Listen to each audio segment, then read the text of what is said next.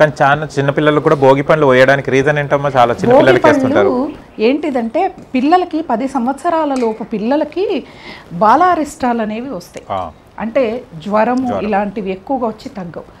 అలాగే నరదృష్టి, నరపీడ ఇలాంటివన్నీ ఏమీ లేకుండా ఉండాలి పిల్లలకని రేగిపళ్ళు, నువ్వులు, చిల్లర కాసులు, పువ్వులు ఇవన్నీ కలిపి చుట్టుపక్కల వాళ్ళందరినీ పిలిచి దిష్టిలాగా తీసిపోస్తారు.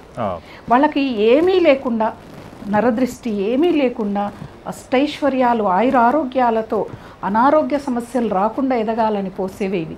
10 సంవత్సరాల వయసు వచ్చే వరకు కూడా భోగిపళ్ళు పోస్తారు. కొంతమంది 5 సంవత్సరాలకి 3 ఏళ్ళు పోస్తారు, 5 ఏళ్ళు పోస్తారు. అది వాళ్ళ ఇంటి సాంప్రదాయం కూడా ఉంటుంది.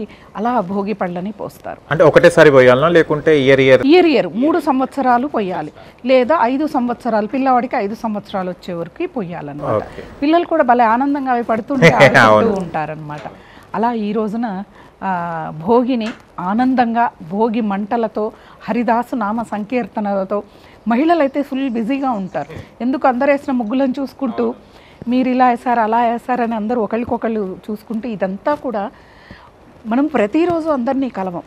కనీసం పండుగ సందర్భంగానైనా ఒకళ్ళని ఒకళ్ళని కలుపుకొని పోయే సంప్రదాయం మనకి ఇక్కడ కనిపిస్తుంది. భోగి మంటలు కూడా పెడుతుంటారు కదా, భోగి మంటలు పెట్టడానికి రీజన్ ఏంటిది? భోగి మంటలు అంటే అందరు ఏమంటారంటే ఇంట్లో ఉన్న పాత సామాన్ తీసేస్తారు. కానీ పూర్వకాలం ఇండిపెండెంట్ హౌస్లు ఉండేవి, పెద్ద పెద్ద ఇల్లులు ఉండేవి.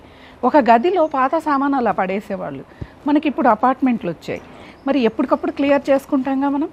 పాతది ఇస్తే కొత్తది ఇస్తాడు, మంచమా సోఫాలు అవి మనకి ఎక్కడ దొరకవు. కాబట్టి మనము అడవికి వెళ్ళి కొన్ని కర్రలు తెచ్చి, ఒక సాంప్రదాయం అది, అడవికి వెళ్ళే తేవాల అమ్మేవాళ్ళు ఉన్నారు. ఇప్పుడు అమెజాన్లో కూడా అమ్ముతున్నారు, దొరుకుతున్నాయి, తెప్పించుకుంటాము. ఓకే.